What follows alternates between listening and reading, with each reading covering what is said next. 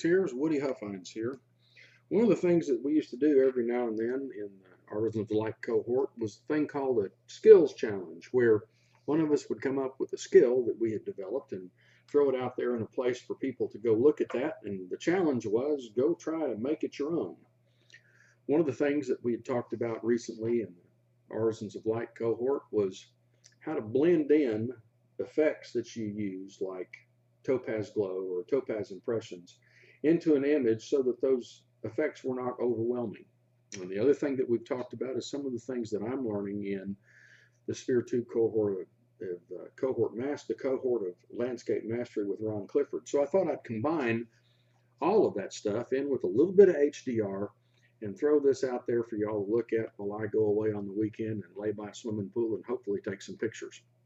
So let's get started. What we're going to work with today are 3 images. This is a 3 exposure bracket.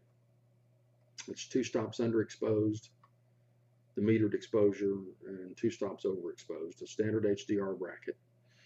We're going to do some treatments to those. We're going to combine some treatments.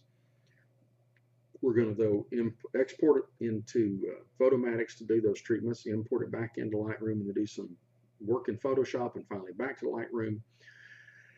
And just explain the idea and the skill and the challenge that I am throwing out for you to go try.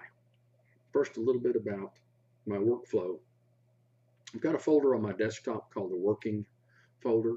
That's a way for me to collect the things that I'm going to be working in one place, and I'll show you why as we go through this. The first step would be to select the 3 images, export. Missed it, export into Photomatics Pro. You get this dialog box where you align the images. I'll crop the result. The images are shot on a tripod. I'll reduce the chromatic aberrations, but importantly, I will not automatically re-import into Lightroom. There's a reason for that, and I'll show you later. But for the way that I do this workflow, that's a very important point. I'm going to cancel that because I've already done the export so that you didn't have to sit and watch the export. Here's the export. If you're not familiar with Photomatics, Photomatics is an HDR program. You've got the sliders to make changes to the image on this side, presets, preset styles on this side, and as you select a preset style, it gives you a preview of what that style is. And there are a lot of styles in the Photomatics software that I like some of. For example, if I look at a painterly style, see the painterly style, I might like the way it looks over here and I might like the water, but I don't like that the trees are too crunchy. And in a photographic style, I might like the way that the trees are really bright and not like the way that's dark. Or if I go down and look at a stronger painterly style, ooh, that's just nuclear. I might like a little bit about how the water looks down here. I don't like the waterfall, and I don't like the trees. Now, obviously, you could go into Lightroom and make individual adjustments to areas of a base image and affect all of these changes in a good base image with a wide dynamic range, but I don't want to do that because I'm too lazy and I like this better because I get a cornucopia of ideas just by poking through this. So let's go look. Photographic. I kind of like the trees, not so much the foreground, but I like the way the trees look in this image. So I will apply that preset. I will save a final image. It will go out to my working folder that we talked about earlier. I'll save it. And now I've got that saved. And let's redo this image with other settings. For example, the painterly sometimes provides something that's exciting. Now let's look around. See, now on this painterly, in this version of painterly, I like that tree. I like the colors and tones of that tree, but I don't know that I like much else about it, but we'll see. Again, apply that image or apply that preset. Save a final image. It goes out to the working folder. Now we got treatment number 2. Let's redo with other settings. See if there's anything else that I really like about some of these others. I kind of like that. That's kind of crunchy in the foreground. I kind of like that in the water. It's a little bright in the water. That's nuclear stuff there, not so much. It's a vibrant. It's a little crunchy. Let's go back to this Painterly 4 because I kind of like the water here and I kind of like the waterfall in this one. So we'll apply that.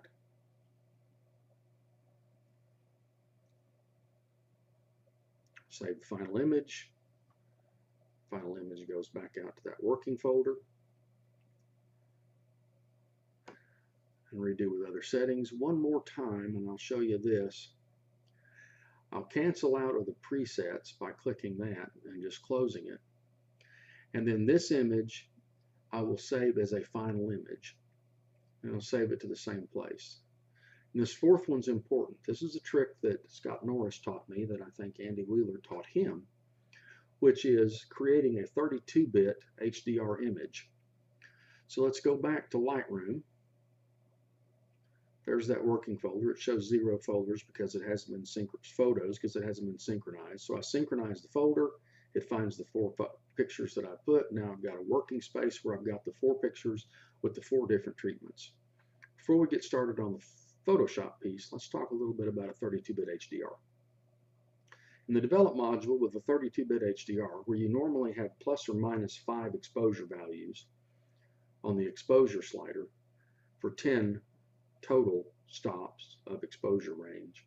In a 32-bit HDR image, you've got minus 10 to plus 10. So even at plus 10, you can still see some of it's not completely blown out, completely white. There's still some things that can be seen in the image. So if you take that image, you've got a tremendous dynamic range to use as a base image to apply that other stuff that we've done from looking at the others. Before we do that, let me set the black point right there so I'm not clipping any blacks. Just a little bit of black clip right there. I'll set the white point so we're not clipping any whites. Maybe bring up the shadows just a touch to brighten that foreground and the left. And there's a really good base image. Now again, if you wanted to crunch up the trees and glow up this and change that, you could do it in Lightroom or in Photoshop from this image. But there's some examples and bits and pieces of these images that I like. So let's just blend them together. We'll go back to the Library module. We'll select the thumbnail view. Select those 4 images, edit in, open as layers in Photoshop. Now by opening in layers in Photoshop, it will open each of those images as a separate layer in Photoshop so that we can blend and touch and put those things together in some combination that's artistically pleasing. So there are the 4 images. What I will usually do, just in the name of completeness, is use the auto align layers and the auto setting to align the layers to make sure they're all lined up so that you don't get any artifacts when you start blending and moving things through the images. So there we go. We've got the four images. I will generally take that 32-bit HDR, stay right there, move it to the top of the stack. So I'll be blending those things onto this image. So we can go down through, and I'll usually start with the smallest space that I like, and in this case it's the next layer, which is, I like the way that this tree looks and some of the things on this tree. Not so much all the dead leaves, but the tree trunk itself. So how do we blend that in? We apply a layer mask to that image, select black as our paintbrush color, foreground color, excuse me, and select the paintbrush. And the next thing I'll do is I'll lower my flow down to 10–12%, way down, so that I'm not painting very much of that effect on at one time, which will allow you to be a little more circumspect in putting that stuff in the image. If you see, if I hold Alt and click the thing, you can see I'm adding a lot of that lower layer there because it's a pretty dark black, and then a little gray up here. So by doing it a little bit at a time, it keeps you from overcooking an image with too much of the effect that you want to paint through. That's the discussion that we've been having about using topaz impressions, for example. How do you take a topaz impression or a texture or something else and put it in the image where you can paint it in and control it in by using a low flow on the layer mask to blend it in gently. I like the way that looks. I like that spot up there, and I like the warmer colors along that trunk. So I'm happy with that. Hit Control-E, Command-E. Got to select that. Control-E or Command-E, and blend those layers down. So now this is the base image. So what's the next thing we want to add in? Here, I think I want to add in this crunchy, more contrasty, deeper color, more saturated water in the foreground. So same drill. Get us a layer mask, paint in black with a low flow, and gently put in that effect.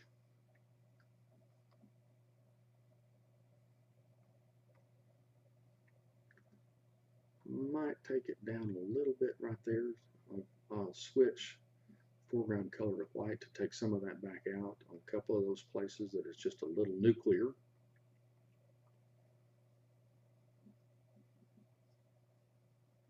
Let's take it all out. I want to start again here. Got a little carried away.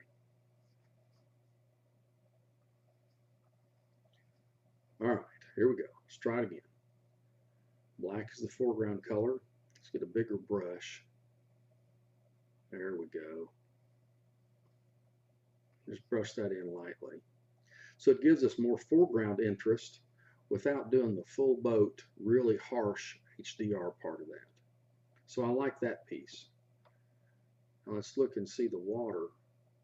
See, the water there is a little crunchy. It's a little contrasty, I think. Let's look at the bottom one. I think the water in the pond above the dam is a little better in the bottom image than it is this one. So we'll leave that in as blended in.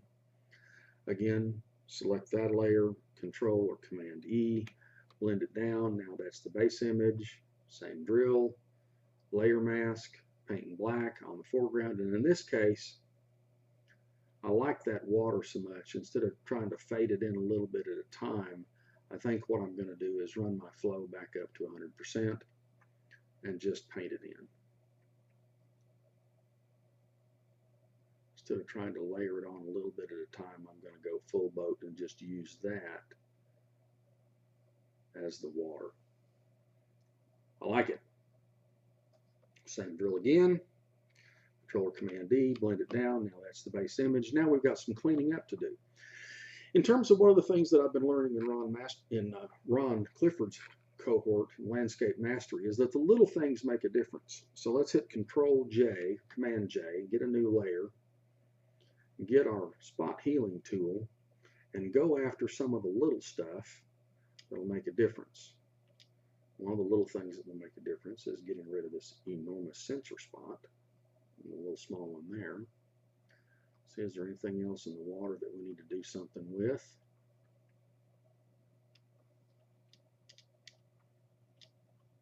And maybe that leaf right there. I'm not crazy about that.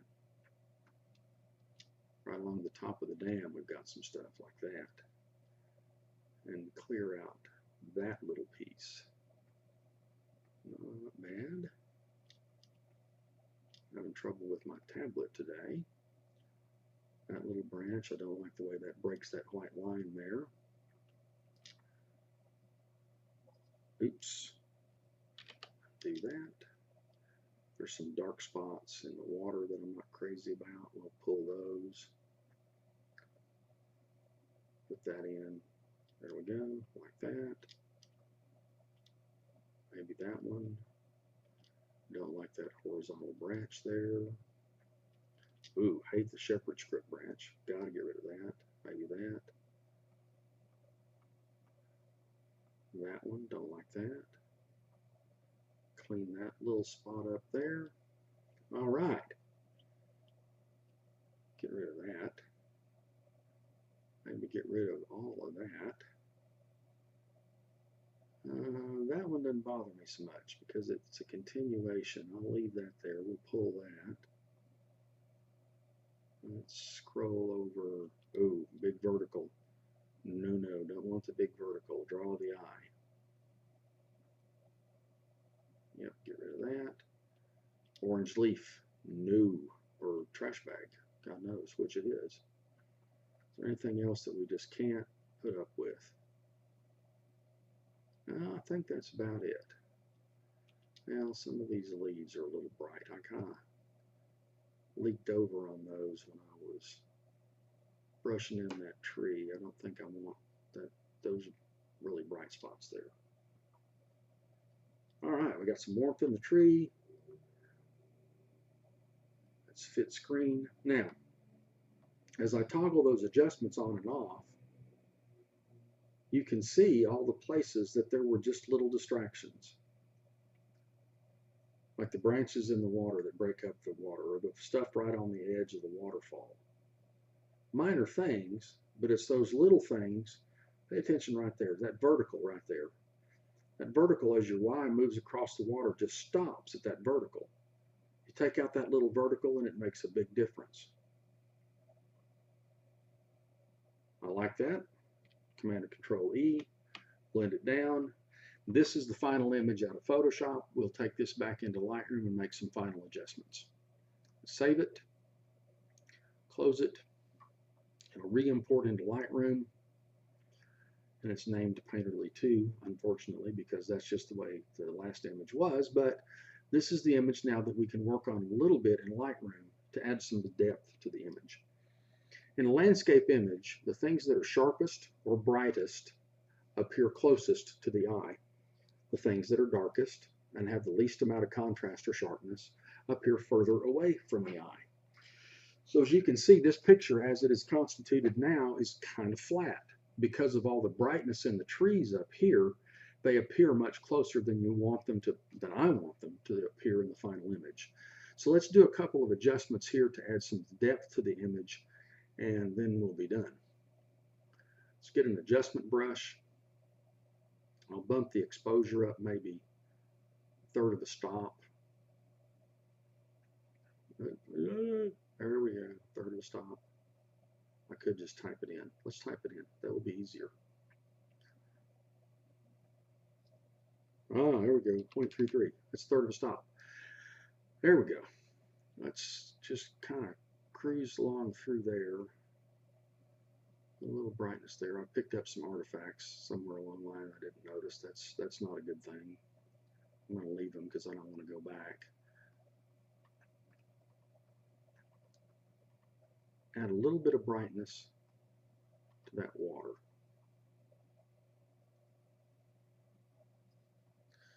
I'm going to go ahead and crank the flow up a little bit. Do the full image, do the full boat. I had the flow down.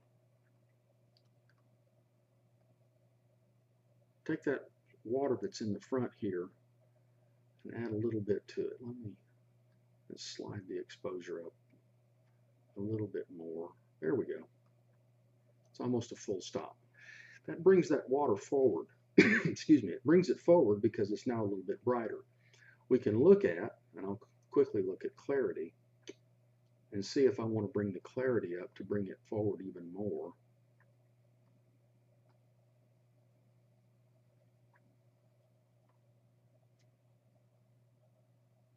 Let's see what that looks like. Bring the clarity up. Yeah, that sharpens it up a little bit.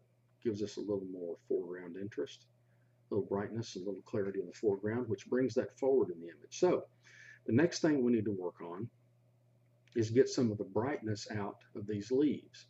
Now, if I look at the leaves, one of the things that I notice is that the predominant color in that brightness is yellow.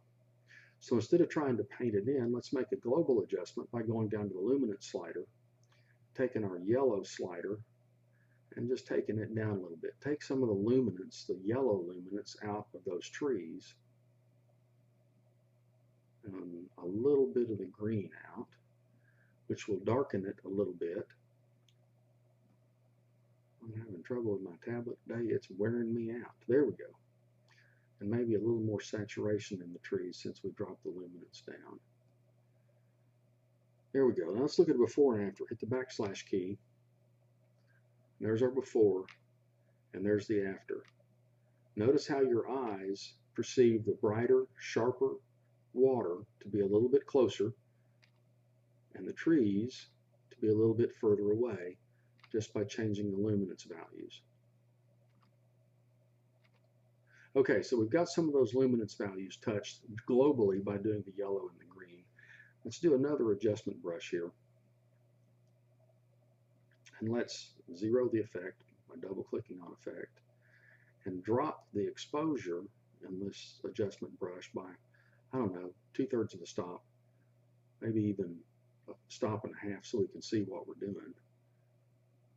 Let me get rid of the auto mask. That's causing a problem. There we go. We'll darken that down. Take that down a little bit. Take that down a little bit. Maybe in through here. Drop those back.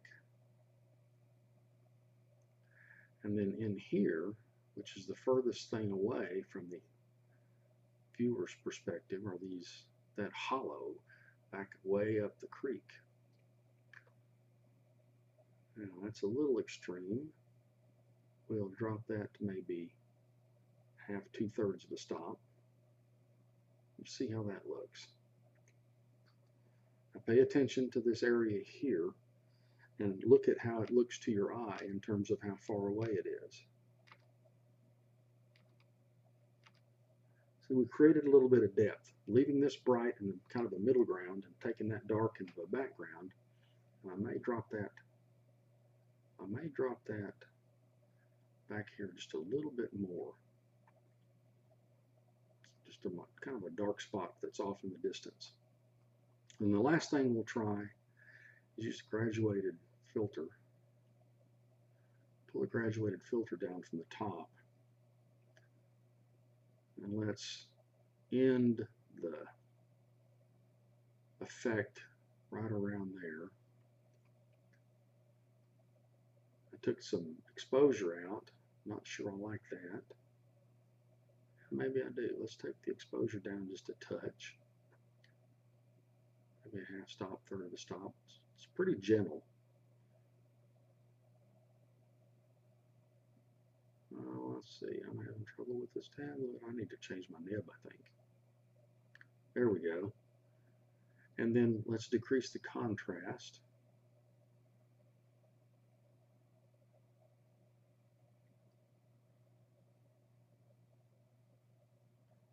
And the highlights.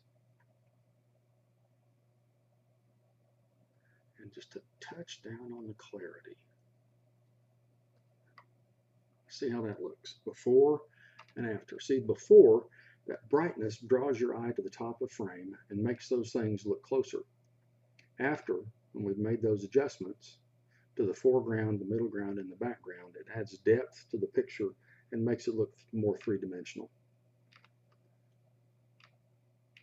There, done and done. Maybe not exactly what we need in a couple of places on the image, but overall, I think it made a better image, and we're able to do a whole lot of stuff relatively quickly. If I tried to do that in Lightroom, especially the way my tablet's acting up, it would have taken a month of Sundays. So there's your skills challenge. Try some HDR, try some Topaz Glow, try some Topaz Impression. Get a couple of different takes on a couple of different regions of the picture and blend them in Photoshop and see if it turns out that you enjoy it as much as I. Thanks, and go do the challenge.